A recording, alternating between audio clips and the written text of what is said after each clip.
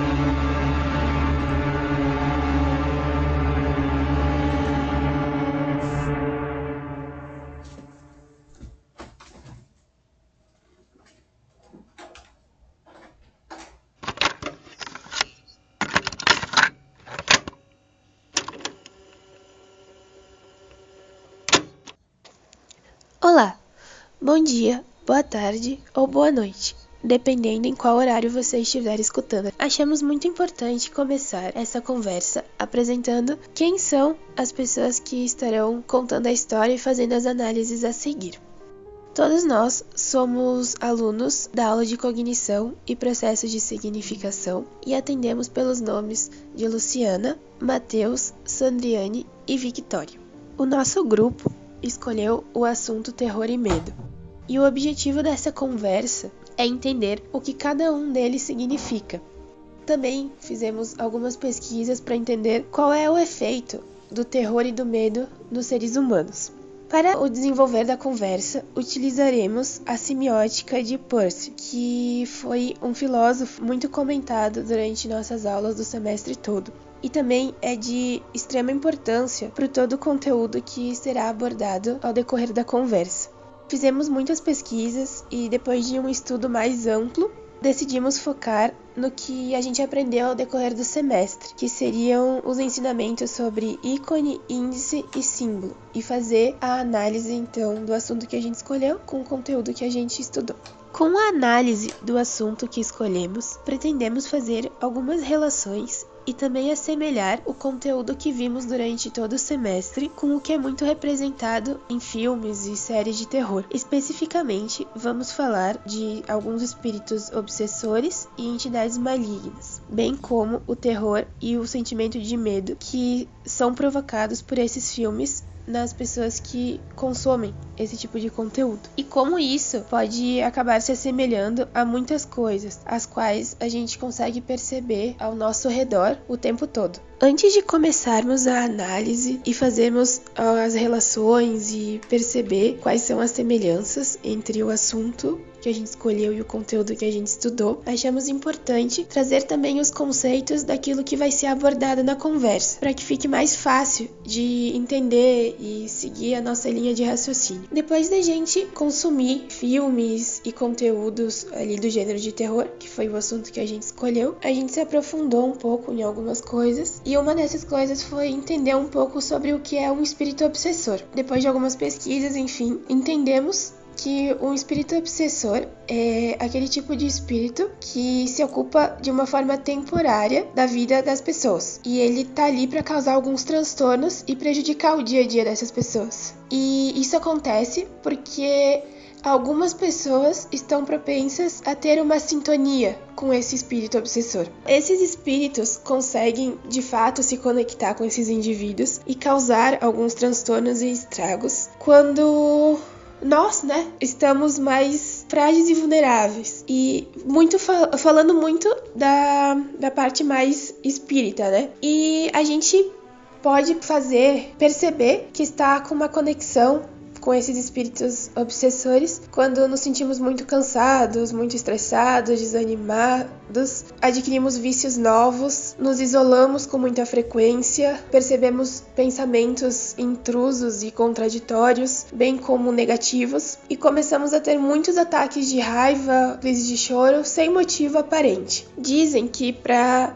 evitar que a gente entre nesse estado mais vulnerável, temos que parar de alimentar coisas negativas, situações, lugares e pessoas, e por mais que a situação atual esteja difícil, tentar mudar isso, Também achamos importante explicar um pouco o que de fato é o terror e o medo, e o que eles podem causar nas pessoas. O terror, então, ela é uma sensação de medo muito forte. Já o medo, ele é definido como uma sensação intensa e angustiante devido a um risco real ou então imaginário. Quando o medo ele é tão forte, ele pode acabar tomando conta do nosso cérebro, fazendo com que a gente não consiga mais pensar racionalmente. E é aí que a gente começa a presenciar uma situação de terror. Também é possível dizer que o medo, ele é um sentimento muito forte de expectativa sobre alguma coisa que ainda não aconteceu, que ela possa vir a acontecer. Isso a gente pode usar o exemplo como o medo de ficar sozinho em um local escuro e deserto. A gente já tem uma pré-percepção que isso pode ser perigoso. Então a gente começa a associar essa situação a coisas ruins, porque crescemos e passamos a nossa vida toda acreditando que lugares escuros,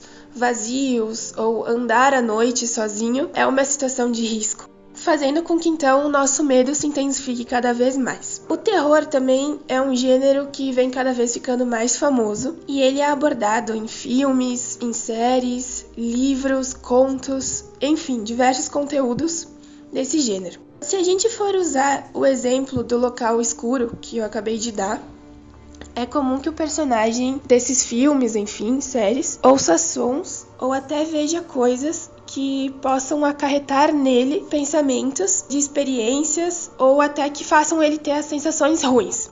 Muitas peças cinematográficas desse gênero costumam contar histórias de espíritos e entidades malignas e as situações em que ocorreram, com o objetivo de gerar grande temor nas pessoas que estão consumindo esses conteúdos, e quem escolhe assistir esses filmes já sabe que ficará com medo, por ter aquela pré-concepção do que pode vir a acontecer.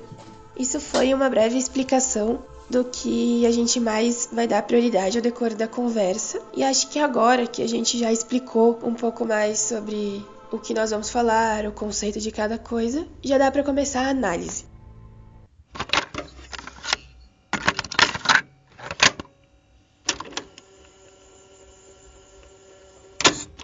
Já dá medo só de pensar. Quando ouvir, vai achar que somos loucas. Conte, por favor, desde o começo. Foi começando aos poucos, com a mão ou uma perna em posição diferente. Depois a cabeça dela olhando para cima ao invés de para baixo. E aí um dia ela apareceu em outro quarto. Ela estava se movendo sozinha. Chegou a pensar que alguém tivesse a chave do apartamento de vocês e estivesse só pregando uma peça? Foi exatamente o que pensamos, mas Caso nenhuma Annabelle. vez achamos qualquer sinal ou Ano indício de invasão. 1968. E isso levou vocês a crer que a boneca estava possuída? Isso. A Camila falou com uma médium. Soubemos por ela que uma garota de 7 anos chamada Annabelle Higgins morreu nesse apartamento. Ela se sentia sozinha e se apegou à minha boneca. Ela só queria ser nossa amiga. Quando soubemos disso, sentimos muita pena dela. Somos enfermeiras, ajudamos pessoas. Então, demos permissão para ela se mudar para a boneca. Peraí. Vocês o quê? Ela queria viver com a gente habitando a boneca. E nós deixamos. Foi aí que tudo piorou.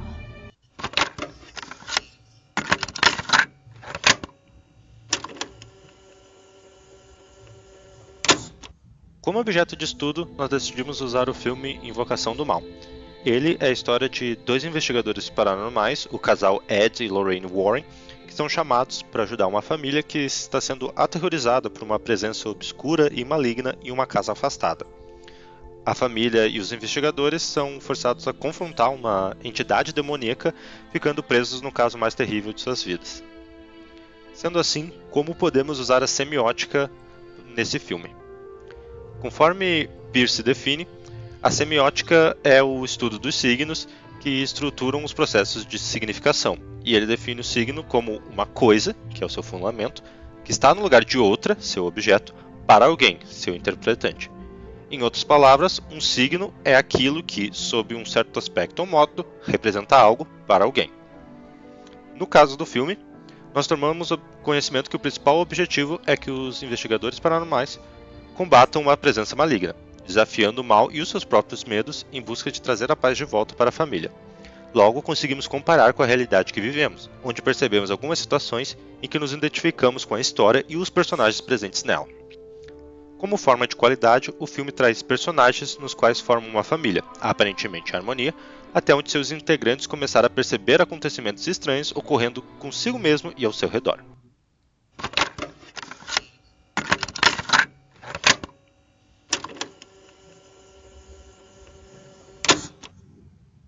Já pensando em símbolo, vemos uma família semelhante a muitas que vemos na nossa realidade, sendo oprimida por uma entidade maligna que está há muito tempo na casa que eles acabaram de chegar.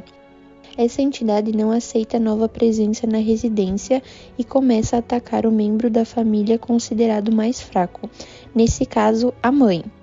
Ao passar do tempo, a família toda começa a perceber os fenômenos paranormais, fazendo com que todos eles se sintam oprimidos, intimidados e busquem por ajuda, com a finalidade de se verem livres dessa entidade e de todo o medo que sentem, para enfim alcançarem a paz e recomeço que tanto queriam ao se mudar para essa nova residência. A gente pode comparar isso com a nossa realidade, de querer buscar novos começos e oportunidades, mas não se sentir aceitos nos lugares, sempre tendo que lutar com os nossos medos, inseguranças e angústia para sobrevivermos e atingirmos nossos objetivos. Pensando pelo lado da secundidade, o jeito que a história do filme se desenvolve também pode ser relacionada à realidade de muitas pessoas, pois durante o filme os personagens vivem com medo constante de acontecer algum fato que tenha como consequência algum ato perigoso que possa os machucar. A forma no qual o objeto é mostrado ao telespectador faz com que seja possível ele identificar momentos do filme que já tenha acontecido nas suas experiências de vida, associando sensações, sentimentos, vivências, entre tantas outras coisas. É uma história contada com personagens e realidades diferentes das nossas, mas que de certa forma conseguimos nos ver inseridos nela. No estudo de Peirce, a terceira idade está ligada à forma na qual refletimos sobre os aspectos qualitativos do signo. No caso do objeto de estudo, a terceira idade está relacionada à forma na qual o indivíduo, impactado pelas qualidades presentes no objeto, reflete e leva em consideração tudo o que viu para a realidade em que vive.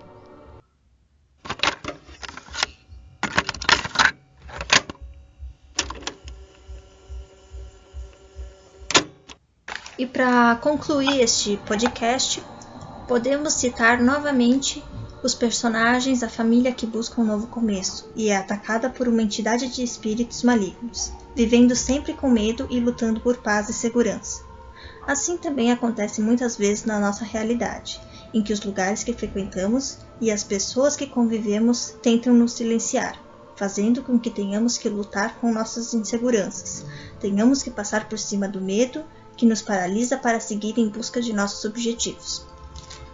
Decidimos falar de terror e medo para mostrar que todos nós já experimentamos esse sentimento alguma vez em nossas vidas, e como até mesmo filmes feitos para nos assustar e causar arrepios que nos permitem associar as situações mostradas com as nossas realidades, de uma forma mais profunda. Assim, entendemos que a semiótica pode servir para interpretar toda e qualquer tipo de linguagem da forma que acharmos melhor. Segundo Maria Lúcia Santaella, grande pesquisadora da semiótica, o signo é uma coisa que representa uma outra coisa, seu objeto, Ele só pode funcionar como signo se carregar esse poder de representar, substituir uma outra coisa diferente dele.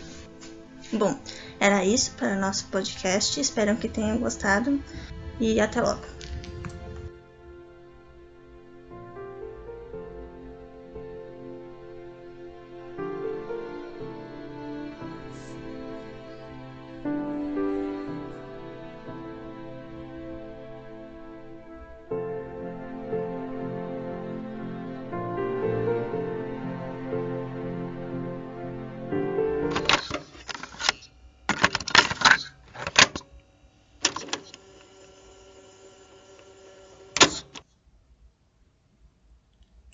E aí, gente, vocês dormiram aí? Então, gente, esse foi um vídeo bem comprido, né? E, tipo, provavelmente vai ter uns tlim, tlim, porque o meu celular começou a vir mensagem. E aí eu não tinha colocado no silencioso. Pode ser que apareça no vídeo, como pode ser que não apareça. Então, gente, esse foi um podcast, no caso era pra ser, né? Pelo menos um podcast, não sei se ficou parecido ou não. De terror e medo, no caso. De filmes, assim, de terror, enfim. Né? E foi bem legal fazer, porque pelo menos a minha cara não apareceu. Então, tipo, só com a minha voz, né? Deu pra ser um pouco mais leve, mais tranquilo, né? Digamos assim. Bom, é isso. Então, eu espero que vocês tenham gostado e até a próxima. Ah, me falem aí, talvez, sei lá, o que vocês querem que eu mostre, assim, que eu tenho aqui de vídeo. De vídeo, ainda que eu não mostrei pra vocês, eu acho que é dos imigrantes. E tem mais um vídeo de algum lugar que agora eu já não sei onde é que tá aqui. Tá numa dessas pastas aqui. Bom, tem dos imigrantes de vídeo ainda pra mostrar. E tem mais um vídeo pra mostrar que tá numa dessas pastas aqui, que eu tenho que procurar. Bom, são 2 vídeos pra mostrar, então. Tá bom? Então, acho que é isso por hoje e até a próxima.